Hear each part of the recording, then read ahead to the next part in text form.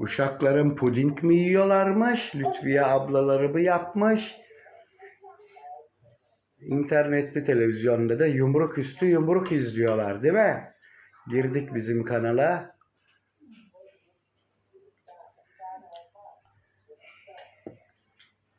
Oğlum biraz daha bekleseydiniz, sıcaklar.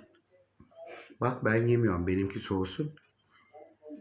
Tamam ben de yiyeceğim. Lan bırak yiyin şimdi. Çıktı dolaptan, bekliyor burada saf. Dolapta değil. Dolapta değildi ki. Değil miydi? Dışarıda mı bıraktı? Ha, biraz ılıyınca koyacağım. Bayağı sıcaktır o zaman. Ben bekleyeceğim.